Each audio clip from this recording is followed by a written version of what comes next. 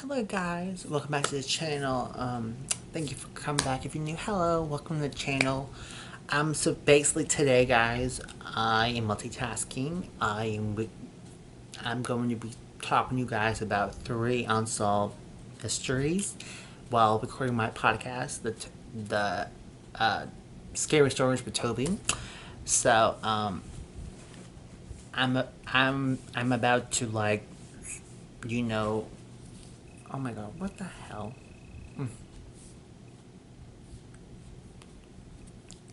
Yeah, I'm basically about to start up. Because that way I can look this. What the fuck just happened with my oh my god, hold up.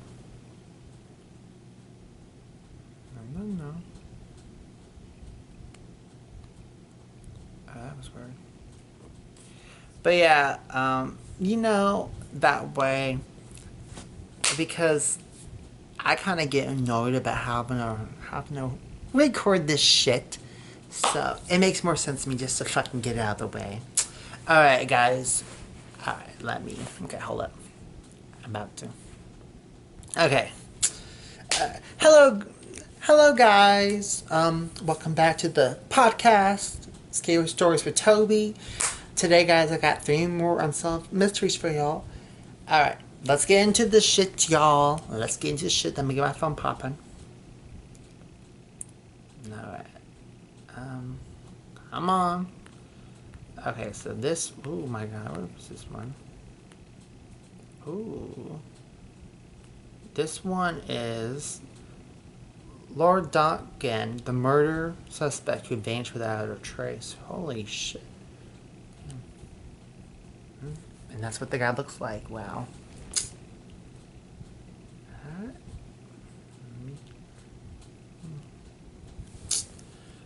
Come on. Okay. 1974 disappearance of Richard John Bingman, 7th Earl of Lunken, after allegedly murdering the family nanny, remains one of Britain's most notorious unsolved cases. Born in 1934, Bingman inherited the title of Lord Lunken at age 30 after the death of his father. He certainly had a taste for the extravagant in his spare time. Lunken raced powerboats, cruised about in an Aston Martin, and was even considered to play James Bond in the film adaptations of Ian Fleming's spy novels. Just 10 years later, Lord Lunken found himself in a downward spiral of hard drinking, lavish spending, and enormous gambling debts. He was also locked in a bitter custody battle with his estranged wife, Veronica Lady Lunken. Despite his enormous privilege and family wealth, he was losing his grip. By the end of 1974, he would be gone. On the night of November 7, 1974, an intruder entered the Lunkens' London home at 46 Lower Belgrave Street. Sandra Rivet, the Lunken family nanny, was there at the time. She was beaten to death with a length of metal pipe wrapped in surgical tape. Lady Lunken was also attacked but managed to fight off the assailant. After escaping the attack, she staggered to a nearby pub for help. Lady Lunken soon identified her estranged husband as the intruder. November 7th was a Thursday, Sandra Rivet's usual day off. It is suggested that Lord Lunken did not expect Sandra to be home, and so mistook the nanny for his wife, killing her before realizing his mistake.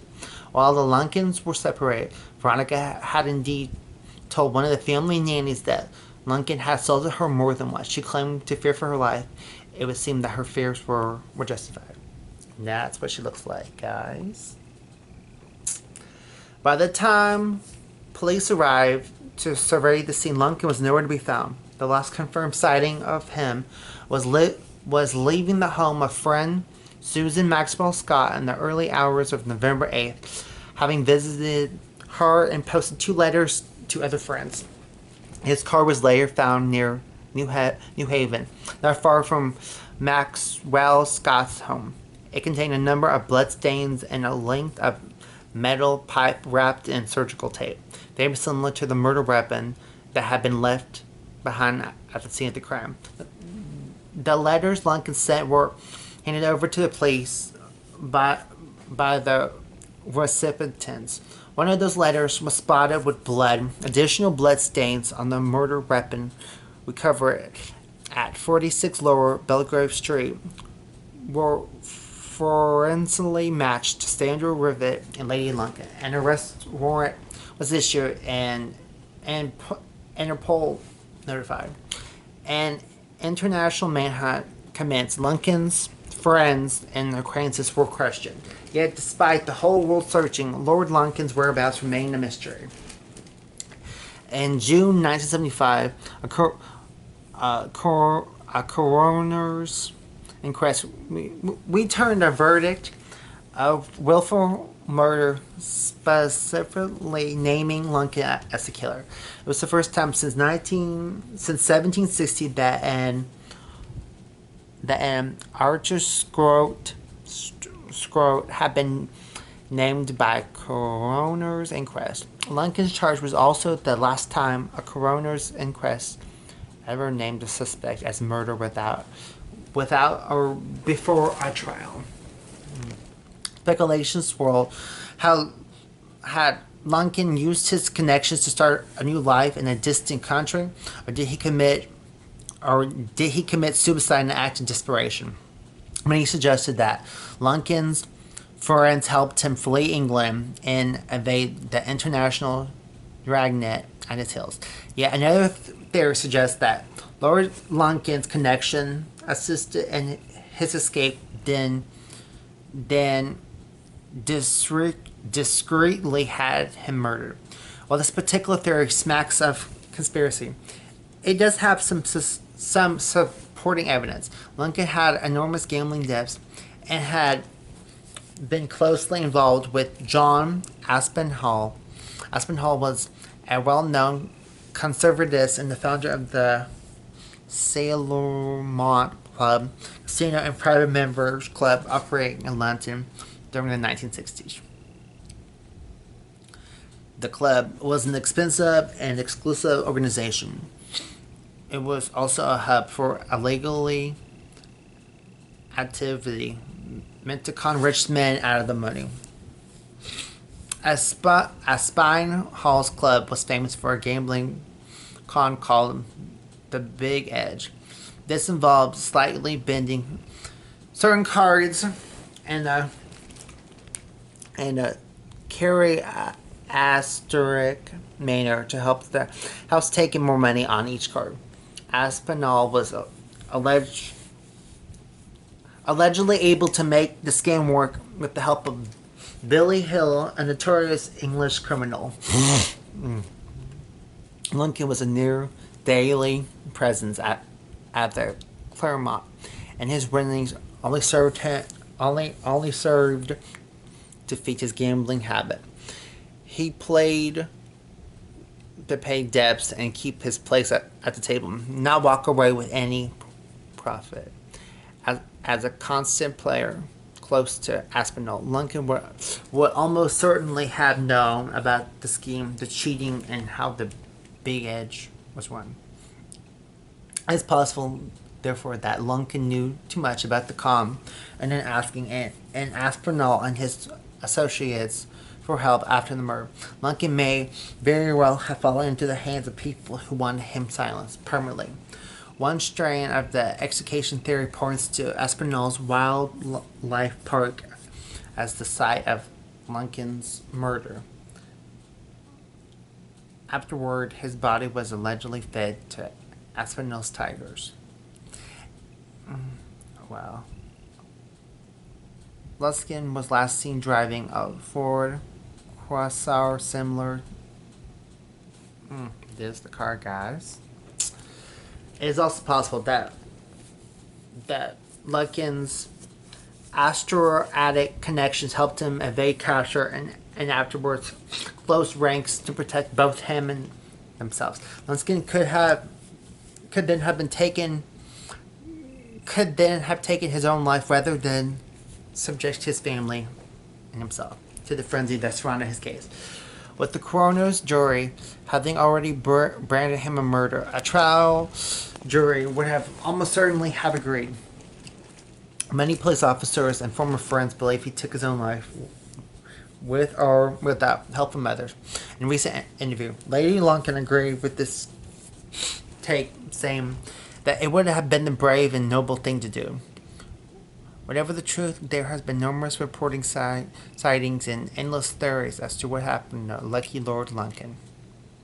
His family protests his innocence even today, believing he fled to avoid being wrongfully convicted after having already been presumed guilty.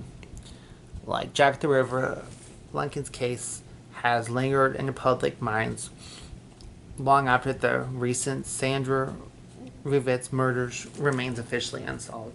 According to police practice, it's likely to remain so without a conviction. With Lunkin himself either long lost or long dead, it's likely that as long as the case remains unsolved, there will be no shortage of theories, speculations about what really happened on November 7, 1974.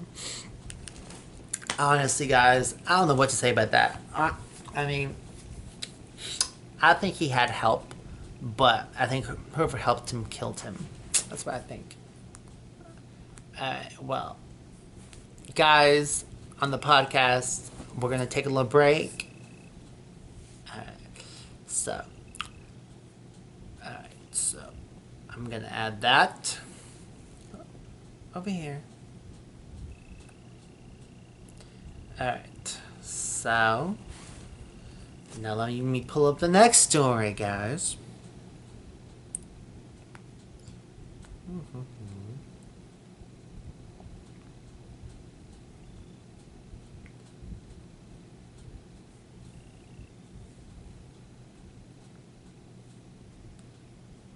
What the fuck?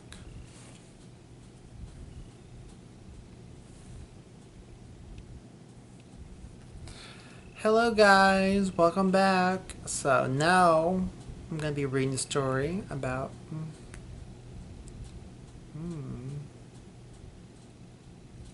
Okay. Now I'm going to be reading the story about a killer calls that the unsolved murder of Dorothy Jane Scott. I think I've heard about this one. Wow. I think I've heard. Guys, this is what the woman looks like. Alright, I'm just waiting for it to pull up. Come on. Come on. Come on, phone. Oh my god, my phone's taking forever to load, guys. I swear. Oh my god, okay. And it says, when I get you alone, I will cut you into bits so no one will ever find him. The man's voice said on the phone. It wasn't the first such call that Dorothy Jane Scott received from the unidentified caller. Someone whose voice she seemed to recognize but couldn't quite place. But it was perhaps the most unsettling and tragically among the most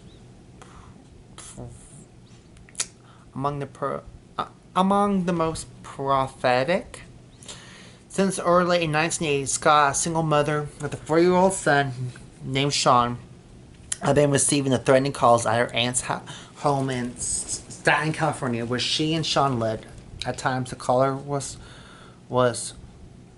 fawning, professing his love for Scott and making romantic overtures. Otherwise, he was vitriolic and threatening, saying he was going to harm her in unspeakable ways in both modes. The caller made it clear that he was watching Scott, recounting details of her day-to-day life, and in one instant telling her to go outside because he had something for her. When she went to her car, she found a single dead rose placed on the windshield. The calls unsettled Scott and her family, but no one was quite sure what to do about them. So they went They went unreported. Then, on the night of May 28th, 1980, Scott dropped her son off with her parents in Anaheim, in Anaheim, so that she could attend a staff meeting where she worked. During the meeting, she noticed that one of her coworkers, Conrad Bosrone, didn't look well. She offered to take him to the hospital. He took her up on the offer, and another coworker, Pam Head, accompanied them. On the way, Scott stopped off at her parents' house to check on her son while they switched the black scarf she had been wearing for a red one. At the hospital, it was determined that Bosworm had been bitten by a black widow spider. He was treated while Scott and Head waited around until he was ready to go home. According to Head, Scott never left her side during the evening. When Bosworm was released, Scott went out to the hospital parking lot to get her car, while Head and Bosworm waited to fill a prescription. When Scott didn't return right away, her two coworkers walked out to the parking lot. They saw Scott's car speeding away, the headlights blinding them so that they couldn't see who was behind the wheel. Entirely, both Swan and Head assumed that some emergency had come up involving Scott's son. But when they still hadn't heard from her a few hours later, they reported her missing. At around 4:30 the following morning, Scott's car, a white Toyota station wagon, was found in an alley in Santa Ana, about 10 miles from the hospital. The car had been set ablaze, but no one was inside. It was only about a week later that Scott's mother, Vera, received the first call. Are you related to Dorothy Scott? Folks on the phone asked. When Vera said that she was, the caller simply hung up. I've got her, and then hung up. It was the first such call that Scott's parents received, but it wouldn't be the last. The police installed a voice recorder at the residence. They were never able to trace the calls, as the caller never stayed on the line for more than a short time. Shortly after the mysterious calls began, Scott's father approached the Santa Ana Register, asking them to run a story about his missing daughter. The story ran on June 12, 1980, and that same day, Pat Riley, the paper's editor, received an anonymous call from someone claiming to be Dorothy Scott's killer. She was my love, the caller said. I got her cheating with another man. She not having someone else. I killed her. The caller provided details that hadn't been included in the newspaper story, such as the color of Scott's scarf and the fact that her coworker had been treated for a black widow by the evening. The caller also claimed that Scott had called him that night from the hospital, though Pam had insisted that Scott never left her side that evening. As far as anyone in her life was aware, Dorothy Scott had no serious boyfriend at the time of her death. Still, police believed that the man who called the Santa Ana Register was probably her killer. During all this time, Scott was still missing. It was nearly 2 months later, on August 6, 1984, that construction workers would discover charred bones near Santa Ana Canyon Road. The bones included human and dog remains side by side. Authorities believe that they had been there for some time, as a brush fire had swept through the area in 1982, and likely explained the charred condition of the bones. No cause of death was able to be established.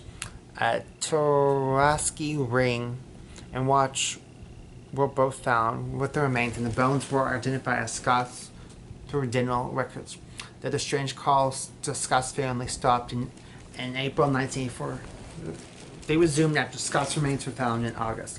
In spite of the killer's taunting calls, however, Scott's murder remains unsolved to this day.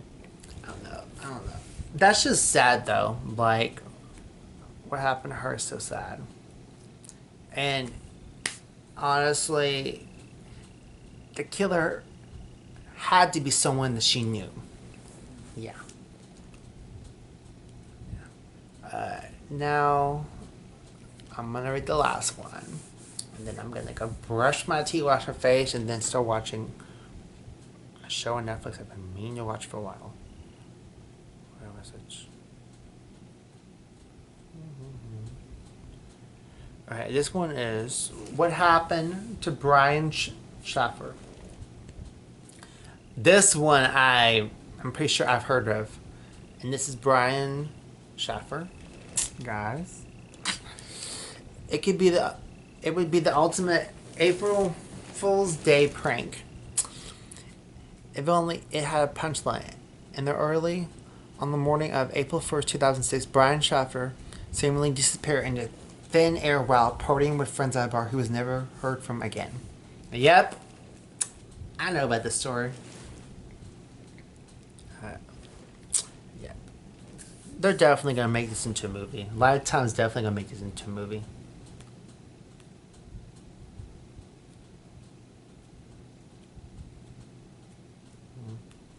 Uh,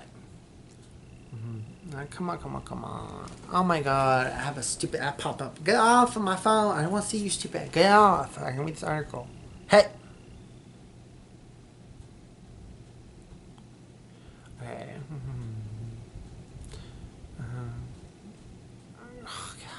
Okay. Okay. Brian Schaffer and his friend William Clint Florence were wrapping up a knife celebration commemorating their completed final exams and the start of spring break at the Ohio State University College of Medicine.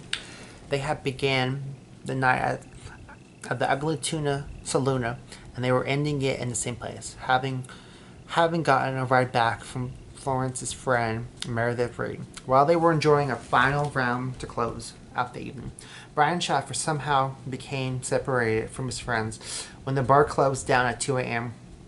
Lawrence and Reed waited for him outside, but he never appeared. They assumed that he had simply gone home without telling them.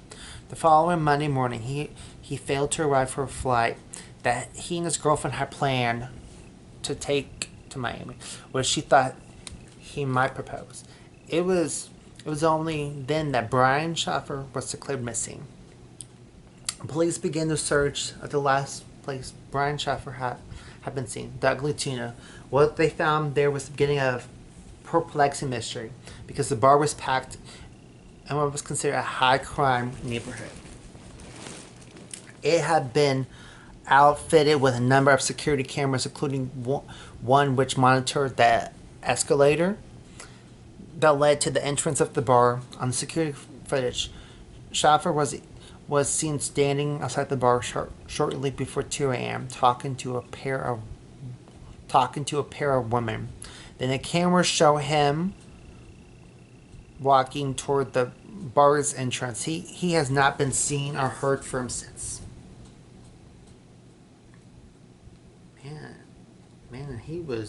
Man, and he was cute though. Damn, he was fucking hella cute.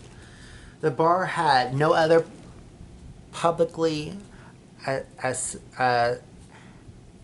accessible entrance or exit, and the only way out, a surface door out the back, led to a construction site, which police believed would have been difficult to safely maneuver through even sober and during the daytime.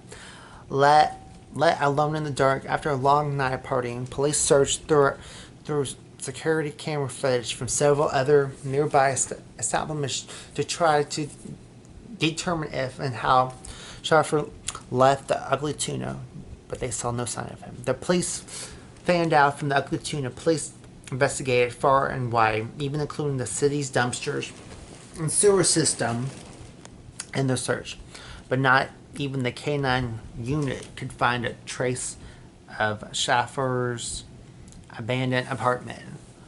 Was later burglarized, and police and his family were hoping that the crime might have something to do with his disappearance. It didn't. Recently widowed and desperate to find his son, Schaffer's father consulted a psychic. He was told that Brian's body was resting in water near a bridge. He spent hours wading in the Altany River in Columbus with the search party, to no avail. For months after his disappearance, Schaffer's girlfriend, Alexis Wagner, called his phone every night, though it went straight to voicemail. However, one night in September, she was thrilled to hear it ring at the other end of the line. It rang 3 times, and in her excitement, she called again. There was no answer, but a ping from the cell phone was later traced to a cell tower Hillerward, about 14 miles from Columbus, where Schaffer disappeared. Schaffer's cellular carrier later admitted that the ringing and the tower ping could have been a glitch in the system, rather than the sign that Schaffer had turned his phone on. So everyone involved in Schaffer's life, of who had been with him on the night of his disappearance, agreed to take a lie detector test, except for Clint Florence. According to Florence's attorney, his client had nothing to hide and simply felt that he had told the police all he could about the subject. The 2 women who Schaffer was last seen with were identified by police and cleared of any suspicions. They also stated they were not asked to take a polygraph test. That's him with his dad. But yes, the search for information about Brian Schaffer's fate continued.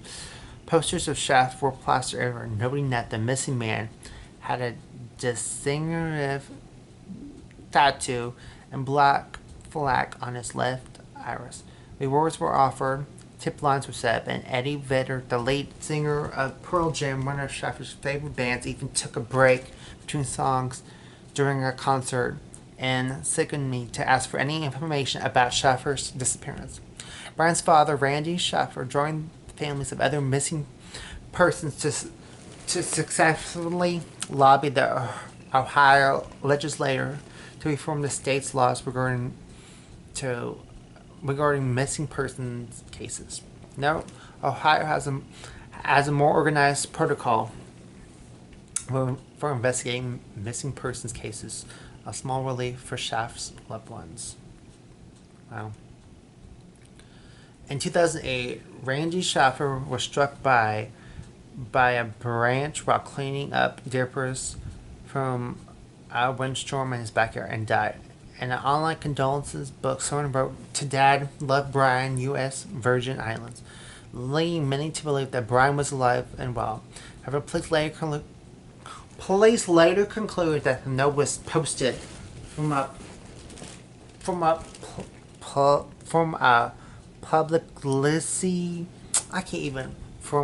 publicly accessible computer in Franklin County, Ohio, and it was determined to be a hoax. With no solid theories about what happened to Schaffer, Columbus police continued to follow up on even the most far-fetched leads, from alleged sightings in Sweden to a phone call from a woman at a Michigan restaurant who believed that Schaffer was her waiter. There have even been anonymous online tips that claim to know the location of the body, but investigations into the claims have proven fruitless. Honestly, guys, I really think his friend has something to do with it, because his friend, when I take the polygraph test, his friend was hiding something. Yeah, bullshit. And you know what? It was either him or those 2 women. And yeah. That, or he just wanted a new life. He just wanted a different identity. Alright, guys, well, this is the end of the episode. And this is the end of the video, guys. Hold on. Anyway, guys, love you and peace. Alright, well, guys, this is the end. Like I said, what the fuck was I gonna fucking say? Yeah, you guys are getting this on Friday. I had to go back to back. So, yep. You guys are getting... Yeah. You guys are, like, getting this. Yep. Anyway, guys, I was able to entertain you for a couple of minutes. Love you guys. Peace.